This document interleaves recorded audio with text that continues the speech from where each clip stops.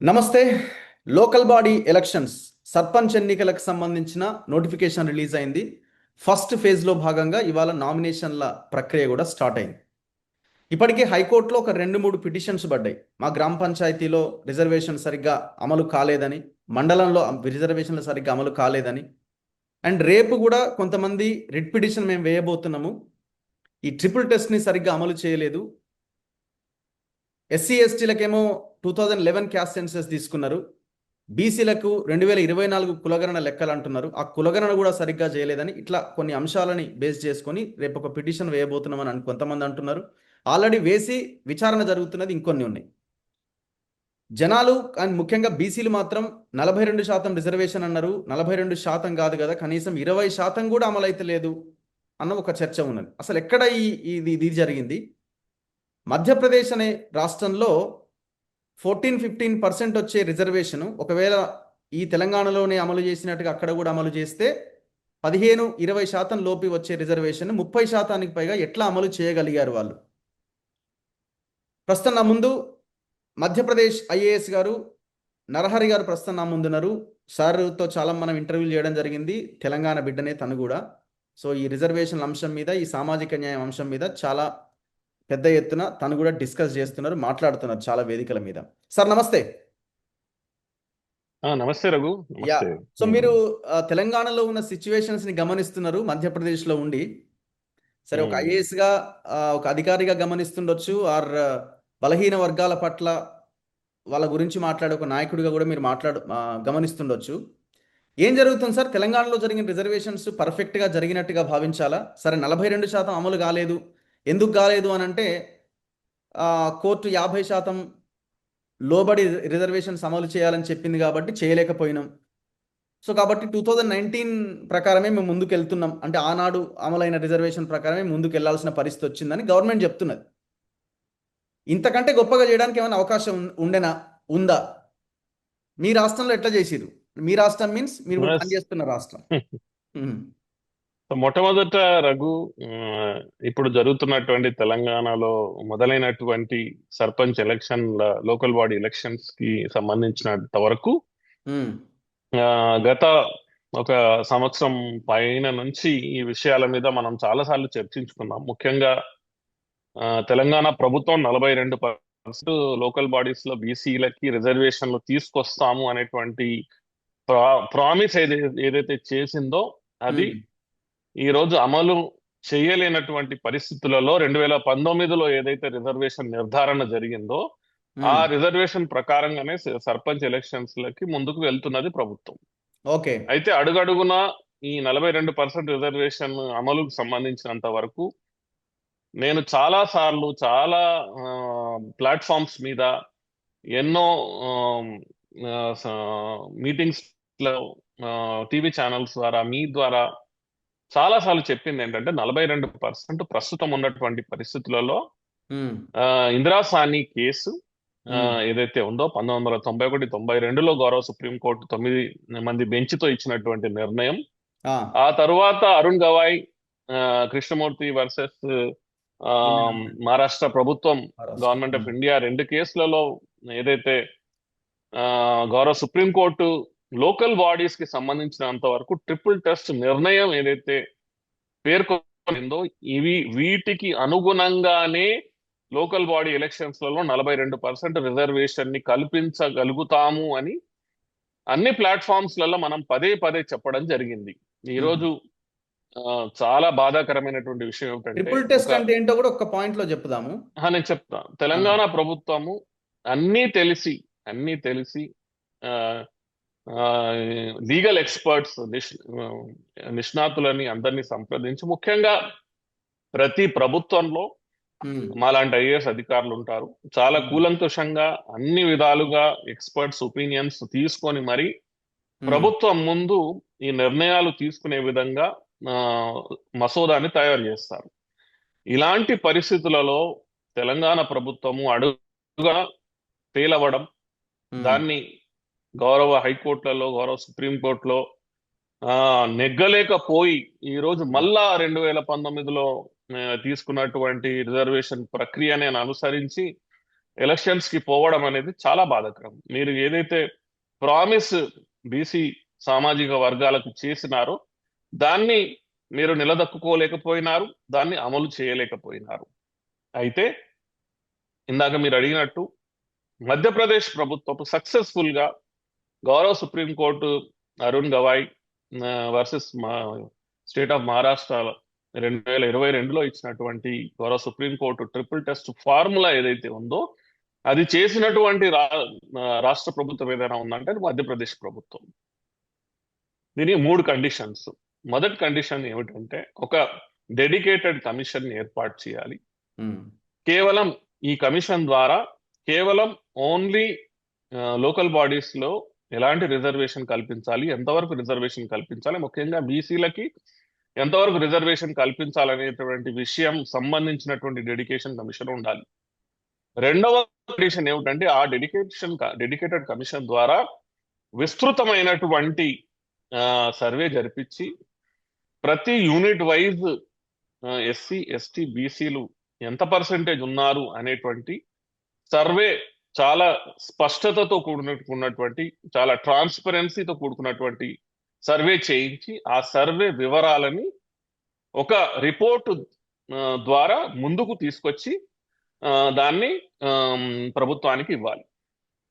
మూడవ కండిషన్ ఏమిటంటే ఈ డెడికేటెడ్ కమిషన్ ద్వారా ఏదైతే రిజర్వేషన్ వ్యవస్థ సూచించుతుందో, అంటే ఇప్పుడు రిపోర్ట్లో ఏదైతే రిజర్వేషన్ వ్యవస్థ ఎస్సీ ఎస్టీ మరియు ముఖ్యంగా బీసీలకు ఇంత రిజర్వేషన్ కల్పించాలి అనేది ఏదైతే సూచించుతుందో ఆ సూచనలు ఏవైతే ఉన్నాయో అది 50% కి అధిగమించకుండా ఉండాలి అనేది ఇది మూడవ కండిషన్.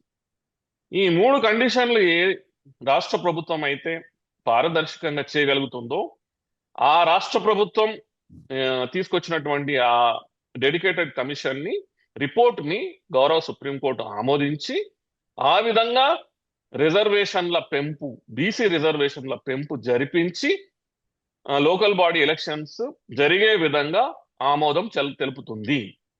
సో ఈ ట్రిపుల్ టెస్ట్ అనేది యావత్ భారతదేశంలో ఉన్నటువంటి అన్ని రాష్ట్రాలకి, అన్ని ప్రభుత్వాలకి మరియు లోకల్ బాడీ ఎలక్షన్స్ కి ఇదొక మైల్ స్టోన్ నిర్ణయంగా ఉన్నది. అయితే ఈ నిర్ణయాన్ని తెలంగాణ ప్రభుత్వం విస్మరించి దాన్ని ఎందుకో మరి వారు కావాలనా, లేకపోతే వారి దగ్గర ఉన్న న్యాయ నిష్ణాతులు సూచించకపోవడమా, లేకపోతే ప్రభుత్వంలో ఉన్న అధికారులు ఈ విధంగా చేస్తే మన తెలంగాణ ప్రభుత్వంలో తెలంగాణలో ఉన్నటువంటి 22% లోకల్ బాడీ రిజర్వేషన్ ని 42% పెంచవచ్చు అనేటువంటి పాలసీ నిర్ణయము దిశగా అంటే నిర్ణయాత్మకమైనటువంటి దిశగా రాలేకపోవడం అండ్ ఈ రోజు ఓవరాల్ రిజర్వేషన్ సర్పంచ్లకు సంబంధించినటువంటి కేవలం 17% వరకే బీసీలకి, అది కూడా 22% ఉన్నటువంటిది కూడా 17% వరకే ఇంకా దిగజారిపోవడం అనేది ఇంకా చాలా బాధాకరం. ఓకే. సో ఎట్లా దీన్ని మీరు మధ్యప్రదేశ్లో చేయడం జరిగింది? అంటే ట్రిపుల్ టెస్ట్ని ఫాలో అవుతూ ఆ 3 కండిషన్స్ని ఫాలో అవుతూ 50% లోపుగానే ఎంత ఇవ్వగలిగారు అక్కడ? సో మనం మధ్యప్రదేశ్లో మనం చూసుకున్నట్టయితే నాకు 20% ST reservation, 20% ST reservation, 16% SC reservation నా దగ్గర. ఓకే. అయితే మిగిలినది 14%. 14% నుంచి 35% బీసీ రిజర్వేషన్ పెంచడం జరిగింది. ఏ ఇయర్ లో జరిగిన ఎలక్షన్ సార్ ఇది లోకల్ బాడీస్? సో ఈ లోకల్ బాడీ ఎలక్షన్స్ 2021, 22లో జరిగినాయి. అండ్ ఆ ఎలక్షన్స్ పూర్తిగా గౌరవ సుప్రీంకోర్టు ఇచ్చినటువంటి ఈ అరుణ్ గవాయ్ కేసు ఆధారంగానే 14% నుంచి రిజర్వేషన్ 35%కు పెంచి చాలా అందరికీ ఆమోదయోగ్యంగా, అంటే నేను మళ్ళీ చెప్తున్నాను, మనం అంతకుముందు కూడా చెప్పుకున్నాము, అల్టిమేట్ గా ప్రతి రాష్ట్రంలో ఎంతైతే బీసీలు ఉన్నారో, ఎంత పర్సెంటేజ్ బీసీలు ఉన్నారో అంత రిజర్వేషన్ ని ఖచ్చితంగా పెంచాల్సిందే. అది ఓవరాల్ రిజర్వేషన్ పెంచాల్సిందే. కానీ ఎప్పటి వరకైతే సుప్రీంకోర్టు ఏదైతే ఇందిరా సాని కేసులో 50% అప్పర్ లిమిట్ ఏదైతే ఫిక్స్ చేయడం జరిగిందో దాన్ని రాజ్యాంగ సవరణ ద్వారా దాన్ని చేంజ్ చేయనంత వరకు మనం చెప్పుకున్నటువంటి ఈ ట్రిపుల్ టెస్ట్ అనేది తాత్కాలిక సొల్యూషన్. యా అయితే కనీసం మనకు ఉన్నటువంటి ఈ తాత్కాలిక సొల్యూషన్ ని కూడా తెలంగాణ ప్రభుత్వం ఎందుకో తీసుకోలేదు, విస్మరించిందని నేను చెప్తున్నాను. అయితే మధ్యప్రదేశ్ లో ఏం జరిగింది? మధ్యప్రదేశ్ లో మనం చెప్పుకున్నట్టయితే 20% ఎస్టీలు, 16% ఎస్సీలు, తర్వాత మిగిలిపోయిన 14% బీసీ రిజర్వేషన్ ఉన్నట్టయితే అక్కడ ఏం జరిగిందనంటే ఈ డెడికేటెడ్ కమిషన్ ఏర్పాటు చేయడం జరిగింది. ఆ డెడికేటెడ్ కమిషన్ ద్వారా పూర్తిగా కలెక్టర్ల ద్వారా, రెవెన్యూ యాంత్రాంగం ద్వారా మొత్తం యూనిట్ వైజ్ అంటే గ్రామ పంచాయతీ ఒక యూనిట్, ఎంపీటీసీ కార్యక్షేత్రం ఒక యూనిట్, జెడ్పీటీసీ కార్యక్షేత్రం ఒక యూనిట్, మండలాధ్యక్షులది ఒక యూనిట్, జిల్లా పరిషత్ అధ్యక్షులది ఒక యూనిట్, ఈ విధంగా యూనిట్లని నిర్ణయించి యూనిట్ వారీగా తీసుకొని దాంట్లో ఉన్నటువంటి రిజర్వేషన్ ని 14% నుంచి 35% పెంచుతూ ఏదైతే రిపోర్టు ఆ డెడికేటెడ్ కమిషన్ ఇవ్వడం జరిగిందో దాన్ని పూర్తిగా గౌరవ సుప్రీంకోర్టు ఆమోదించింది. ఆ విధంగానే 21-22 సంవత్సరంలో ఎలక్షన్స్ జరిగినాయి. ఎట్లా సో అది నేను ఎగ్జాంపుల్ ఎట్లా? చెప్తాను ఆ, మీకు. సో ఓకే మీకు మంచి ఎగ్జాంపుల్ చెప్తాను. Okay sir.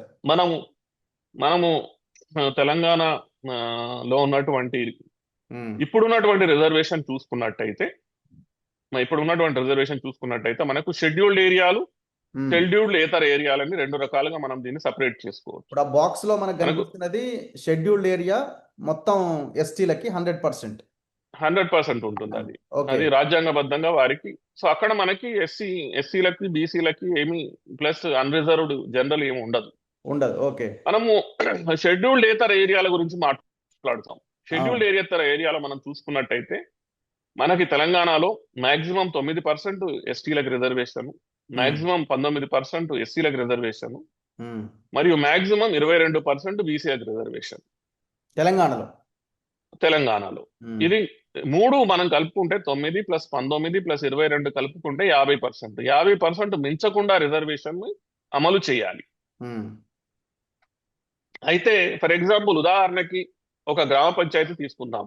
ఉమ్. మనం కన్నాల అనేటువంటి ఒక గ్రామ పంచాయతీ తీసుకున్నట్టయితే అక్కడ 5% ఎస్టీలు ఉన్నారు అనుకో, ఉమ్. వారికి 5% రిజర్వేషన్ వస్తుంది. అవును 5% ఎస్సీలు ఉన్నారు అనుకో, వాళ్ళకి 5% ఎస్సీ రిజర్వేషన్ వస్తుంది. ఉమ్. అయితే ఇవి రెండు కలుపుకుంటే ఎంత అయినాయి? 10% అయినాయి. 10% అయింది. 10% అయినాయి. ఉమ్. మిగిలినది ఎంత? 40% ఇవ్వచ్చు రిజర్వేషన్. ఎవరికి ఇవ్వచ్చు? బీసీ కానీ బీసీలకి 40% ఇవ్వచ్చు. కానీ తెలంగాణలో 22% అత్యధికంగా బీసీల కోసం రిజర్వేషన్ కుదించడం జరిగింది కాబట్టి సో మిగిలిన 22% బీసీలకు ఇవ్వడం జరుగుతుంది. ఇప్పుడు ఎంత అయింది? 5 + 5 + 22 32 అయింది. 32 అయింది. అయితే మనకి 50% సౌలభ్యం ఉన్నా కూడా కానీ కేవలం 32% ఎస్సీ, ఎస్టీ, బీసీ రిజర్వేషన్ ఇవ్వడం జరుగుతా ఉంది. అదే మనం ఇంకొక కింద చూపించినటువంటి ఇంకొక టేబుల్ తీసుకున్నట్టయితే ఒకవేళ తెలంగాణ ప్రభుత్వం బీసీ రిజర్వేషన్ ని 42% పెంచినట్టయితే పెంచడము అన్నది ఇప్పుడు ఈ జీవో 9 తెచ్చి 42% పెంచడము అన్నది దీనికి సంబంధం లేదు. అంటే మళ్ళీ దీన్ని ఒకటే అనుకుంటారేమో.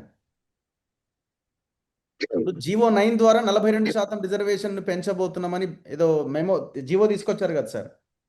అవును, అదే కదా మళ్ళీ తెలంగాణ ప్రభుత్వం చేసినటువంటి మళ్ళా పెద్ద తప్పిదం ఏమిటంటే, మీరు ట్రిపుల్ టెస్ట్ చేసి దీన్ని 42% పెంచాల్సింది. ఓకే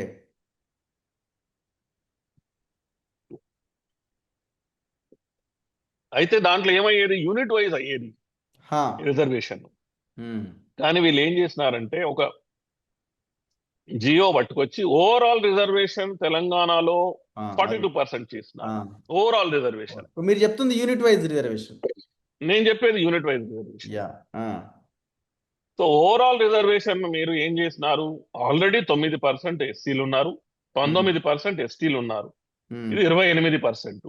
ఉమ్, మళ్ళా దాని మీద 42% బీసీ రిజర్వేషన్లు ఇచ్చినారు. ఉమ్, సో 28 ప్లస్ 40 కలిపితే అది 42 కలిపితే అది 70% అయింది. అవును. సో ఇందిరాసాని కేసులో 50% దాటకూడదని ఏదైతే ఆ, గౌరవ సుప్రీంకోర్టు నిర్ణయం 1992 ఉన్నదో ఉమ్, దాన్ని మీరు అధిగమించినారు. అవును. అధిగమించేసరికి ఏమైంది? దాన్ని ఉమ్. కొట్టివేయడం జరిగింది. ఇప్పుడు ఇది ఎట్లా ఇవ్వాల్సి ఉండే ఈ అదే 40 అన్నది? అదే మీరు ట్రిపుల్ టెస్ట్ ప్రకారంగా వెళ్ళి ఉంటే ఆ, మీరు దాంట్లో ఏం చేసేవాళ్ళము? మాక్సిమం 42%, అత్యధికంగా 42% ఇవ్వచ్చు. కానీ ఆ యూనిట్ లో ఒకవేళ ఎస్సీ ఎస్టీలు 10% ఉంటే మిగతా 40%, 42లోంచి మీరు అత్యధికంగా 42 ఇవ్వచ్చు. కానీ అక్కడ స్కోప్ 50%లో 40 మిగిలిపోయింది కాబట్టి 40% బీసీలకు వచ్చేది. ఓకే. ఈ విధంగా ఉమ్. మనం చూసుకున్నట్టయితే ఈ రోజు తెలంగాణలో ఈ రోజైతే ఏదైతే 17% కి బీసీ రిజర్వేషన్ ఇప్పుడు ఆ పడిపోయిందో. బాక్స్ ఒకసారి, కింది బాక్స్ ఒకసారి ఎక్స్ప్లెయిన్ చేద్దాం, second box. Yes. Yeah. So మన కింది పర్సెంట్ ఒకవేళ ట్రిపుల్ టెస్ట్ చేసినట్టయితే, ఆ, ఉదాహరణకి కన్నాల అనేటువంటి గ్రామ పంచాయతీ మనం తీసుకున్నట్టయితే ఉమ్, అక్కడ ఎస్టీలు 5% ఉన్నారనుకో, ఓకే. మరి ఎస్సీలు 5% ఉన్నారనుకో, ఉమ్, వాళ్ళకి ఎంత ఉన్నారో అంత ముందు ఇచ్చేయాలి 5% రిజర్వేషన్. ఓకే. అయితే మనకి 50% దాటకూడదు కాబట్టి ఈ 5+5 10% ఉన్నది కాబట్టి ఉమ్, ఇంకా 40% స్కోప్ ఉన్నది రిజర్వేషన్ కి. యా. కాబట్టి ఆ 40% బీసీలకు పోతుంది. అంటే ఒకవేళ ఇక్కడ ఎస్సీల జనాభా ఎక్కువ ఉంది అనుకోండి, 10 + 5 15 అయింది అనుకోండి, 35 వస్తుంది. 35 వస్తుంది. ఇప్పుడు వీళ్ళే 20 కానీ ఎబో ఇప్పుడు ఉన్నారనుకోండి. ఏమవుతున్నది? మీరు 40% ఇచ్చే దగ్గర, 35% ఇచ్చే దగ్గర, ఎందుకంటే మీరు 22% మాక్సిమం పెట్టుకున్నారు కదా, కాబట్టి అవునవునవును. 22% ఇవ్వడం జరుగుతా ఉన్నది. మిగతాదంతా జనరల్ సో మీరు కోటాలో కలిపేస్తున్నారు. ఎగ్జాక్ట్లీ. ఉమ్, సో ఇప్పుడు ఏమవుతున్నదంటే కన్నాల్ అనేటువంటి గ్రామ పంచాయతీ ఒకవేళ ఎస్సీలు 10% ఉన్నారు, ఎస్టీలు 10% ఉన్నారు అనుకో, ఉమ్, అక్కడ అన్ని వార్డులు 10% వార్డులు ఎస్సీలు, 10% వార్డులు ఎస్టీలు పోగా ఉమ్, అక్కడ మీరు 40% మీరు బీసీలు ఉన్నట్టయితే అక్కడ మీరు 40%, 30% మిగిలిపోయి ఉన్నది కాబట్టి 30% ఇవ్వకుండా కేవలం 22% ఇవ్వడం జరుగుతూ ఉన్నది. యా.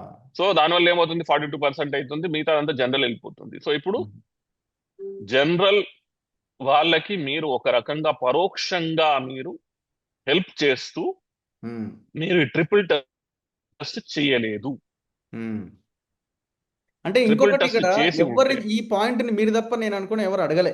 బేసిక్గా అసలు మధ్యప్రదేశ్ ఎగ్జాంపుల్ ఎవరు చెప్పలేదు, అడగలేదు. ఎంతసేపు 9th షెడ్యూల్ మీద ఫోకస్ చేసినారు, 42% మీద ఫోకస్ చేసారు తప్ప ఈ టెక్నికల్ పాయింట్ ద్వారా మనకు తాత్కాలికంగా ఎలక్షన్స్ ఎట్లాగో పెడతారు వీళ్ళు, దాని తప్పదు అని అనుకున్నప్పుడు ఈ ఈ ప్రతిపాదన ముందు పెట్టాల్సి ఉండే చాలా బలంగా. అది జరగలే. ఈ విషయాన్ని నేను అందరి దృష్టికి తీసుకెళ్ళినాను. అంటే నేను బీసీ పక్షపాతిని కాబట్టి బీసీలకి కనీసం తాత్కాలికమైనటువంటి మనము సహాయం చేయగలుగుతాము. తాత్కాలికంగా అయినా మనము ఒక సమాధానం, అల్టిమేట్లీగా మనం గుర్తుపెట్టుకోవాల్సింది ఏంటంటే రఘు, ఈ వ్యవస్థలో ఉన్న వాళ్ళందరూ కేవలం గొంతు చించుకొని అరిస్తే పనులు కావు.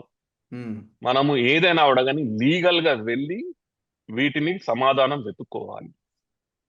సమాధానాలు వెతికే విధంగా ఎవరు ప్రయత్నమే చేయట్లేదు అని అంటున్నాను నేను.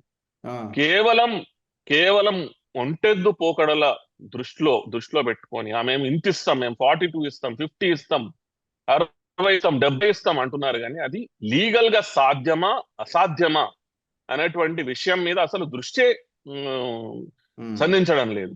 ఉమ్, అదే విధంగా లీగల్ ఎక్స్పర్ట్స్ ఇప్పుడు మాలాంటి వాళ్ళని నేను ఇప్పుడు ఏదైతే ఓబీసీల పోరుబాట అనేటువంటి పుస్తకంలో కూడా ఇవన్నీ వివరించడం జరిగింది. ఉమ్, ఆ పుస్తకాన్ని తెలంగాణలో ఉన్నటువంటి మంత్రులకి, ఎక్స్పర్ట్లకి అందరికీ ఇవ్వడం జరిగింది. ఉమ్. అయ్యా మనం ఈ విధంగా పోతే మనము సమాధానాలు మనం తెచ్చుకోవచ్చు. తాత్కాలికమైన సమాధానం, అల్టిమేట్ సమాధానం రాజ్యాంగ రాజ్యాంగ సభ. సవరణ. ఉమ్, అల్టిమేట్ సమాధానం ఇప్పుడు 9వ షెడ్యూల్ అనేటువంటి మాటలు కూడా చాలా మంది మాట్లాడుతున్నారు. అది కూడా సాధ్యమైనటువంటి విషయం కాదు. ఎందుకంటే 9వ షెడ్యూల్లో ఏది పెట్టినా మేము దాని లీగల్ స్క్రూటినీ చేస్తాము, లీగల్ రివ్యూ చేస్తామని గౌరవ సుప్రీంకోర్టు చెప్పింది. సో ఏదైతే ఆ, తమిళనాడుకు సంబంధించినటువంటి 67-69% రిజర్వేషన్ సంబంధించినటువంటిది అది 1990లో జరిగి అప్పుడే దాన్ని 9th షెడ్యూల్లో పెట్టడం జరిగింది. ఎప్పుడైతే దాన్ని లీగల్ స్క్రూటినీ చేయలేకపోయినది. ఓకే. కానీ గత 35 సంవత్సరాలలో చాలా చేంజ్ అయింది, చాలా మారిపోయింది. సుప్రీంకోర్టులు ఉమ్, కూడా ప్రతి 9వ షెడ్యూల్లో పెడుతున్నటువంటి ప్రతి విషయాన్ని వాళ్ళు లీగల్ స్క్రూటినీలోకి తీసుకుంటున్నారు. సో ఇప్పుడు మీరు ఈ 42% ఏదైతే ఉన్నారో ఇక్కడ తెలంగాణ ప్రభుత్వం తీసుకొచ్చినటువంటిది బిల్ ఏదైతే ఉన్నదో, రేపు గవర్నర్ సంతకం అయిపోయిన తర్వాత కూడా మీరు తీసుకుపోయి అక్కడ కేంద్ర ప్రభుత్వం ఒప్పుకొని 9వ షెడ్యూల్లో పెట్టినా కూడా కానీ దాన్ని సుప్రీంకోర్టు లీగల్ స్క్రూటినీలోకి తీసుకునే అవకాశం ఉన్నది. యా. కాబట్టి ప్లస్ నేను ఇప్పుడు పదే పదే ఏం చెప్తున్నానంటే, ఇది తెలంగాణలోనే కాదు, గత 10 సంవత్సరాలలో 8 ప్రభుత్వాలు ఇలాంటి రిజర్వేషన్ పెంపు, లోకల్ బాడీస్ లో రిజర్వేషన్ పెంపు, అదే విధంగా లోకల్ అంటే తమ తమ రాష్ట్రాల ఉద్యోగ అవకాశాల దృష్ట్యా, ఉన్నత విద్యా అవకాశాల దృష్ట్యా బీసీ రిజర్వేషన్ ఎక్కడెక్కడైతే పెంచడం జరిగిందో, 50% దాటిందో అన్నిటినీ గౌరవ కోర్టులు కొట్టివేసినాయి. ఉమ్, ఓకే. సో దీనికి చాలా స్పష్టంగా మనకి ఏం కనిపిస్తుంది అంటే, ఒకవైపు బీసీల ఆకాంక్షలు పెరుగుతున్న దృష్ట్యా రాష్ట్రాలు బీసీలకి లోకల్ బాడీస్ లో మరియు ఉద్యోగ విద్యా అవకాశాలలో రిజర్వేషన్లు పెంచే విధంగా నిర్ణయాలు తీసుకున్నా కూడా కానీ వాటిని గౌరవ కోర్టులు కొట్టివేస్తున్నాయి. అయితే వీటన్నిటికీ ఒకే ఒక సమాధానం ఏమిటంటే, అన్ని పొలిటికల్ పార్టీస్ ఏకమై ఏ విధంగానైతే ఈడబ్ల్యూఎస్ రిజర్వేషన్ ని పట్టుకొచ్చినారో, ఎవరు దానికి ఆపోజిషన్ చెప్పలేదు, ఎవరు కూడా దానికి వద్దు అనేటువంటి మాట మాట్లాడలేదు. అదే విధంగా బీసీలకు సంబంధించినటువంటి రిజర్వేషన్ వ్యవస్థలో కూడా కనీసం లోకల్ బాడీస్ నుంచి మొదలు పెట్టాలి. ఎందుకంటే లోకల్ బాడీస్ మన మన భారత ప్రజాస్వామ్యానికి వెన్నెముక. అక్కడి నుంచే లోకల్ లీడర్షిప్ పుట్టుకొస్తుంది. ఆడ నుంచే మనము డీసెంట్రలైజేషన్ ఆఫ్ పవర్, అధికార వికేంద్రీకరణని మనం చేస్తాం. కాబట్టి లోకల్ బాడీస్ లో ఎంత ఎక్కువ ప్రాతినిధ్యం మనము బడుగు బలహీన వర్గాలకు ఇస్తే అంత మన ప్రజాస్వామ్యం పటిష్టం అవుతుంది. కాబట్టి కనీసం మనము అందరికీ సమాన అవకాశాలు కల్పించే విధంగా లోకల్ బాడీస్ లోనైనా మనం ఈ ట్రిపుల్ టెస్ట్ ఉన్నదనుకో, ఈ ట్రిపుల్ టెస్ట్ నే సవరణ ఎందుకు చేయట్లేదు? కనీసం ట్రిపుల్ టెస్ట్ కూడా సవరించవచ్చు కదా. గౌరవ సుప్రీంకోర్టు దగ్గరికి పోయి మీరు ఏదైతే 50% అప్పర్ లిమిట్ పెట్టినారో దీన్ని 69% చేయింది. ఓకే. ఆ సవరణ ఎందుకు అడగడం లేదు? ఎవరు అడగడం లేదు. అడగకుండా ఏం చేస్తున్నారంటే, ప్రభుత్వాలు కేవలం బీసీలని మభ్యపెట్టడానికి, వాళ్ళకి తాయిలాలు ఇచ్చిన విధంగా మేము ఇంత చేస్తాం అంత చేస్తాం ఇంత పర్సంటేజ్ అని మాట్లాడి కోర్టుల దగ్గర పోయి కుప్పగూలిపోతారు. కుప్పగూలేసరికి అక్కడ బీసీలు ఇప్పుడున్నటువంటి బీసీలు ఎంతో ఆకాంక్షతో కూడుకొని యువత ఎంతో ఇవన్నీ అర్థం చేసుకుంటాను. ఆగిపోయే అవకాశం ఉందా సార్?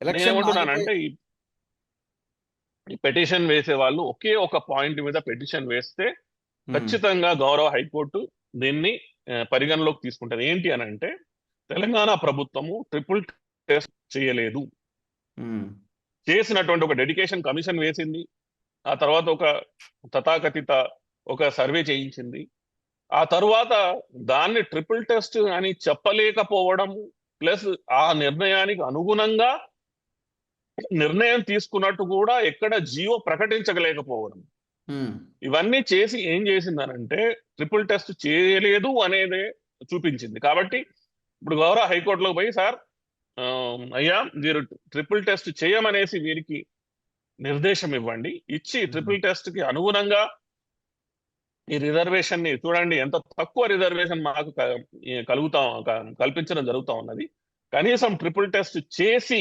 దాని ద్వారా 42%కి రిజర్వేషన్ పెంచాలి అనేటువంటి డైరెక్షన్ ని తెలంగాణ ప్రభుత్వానికి ఒకవేళ ఆ, ఇచ్చినట్టయితే గౌరవ హైకోర్టు మళ్ళీ దీన్ని డెఫినెట్ గా తెలంగాణ ప్రభుత్వం దీన్ని కన్సిడర్ చేసుకొని కనీసం ఇకనైనా ట్రిపుల్ టెస్ట్ చేసి రిజర్వేషన్ ని పెంచితే బాగుంటది.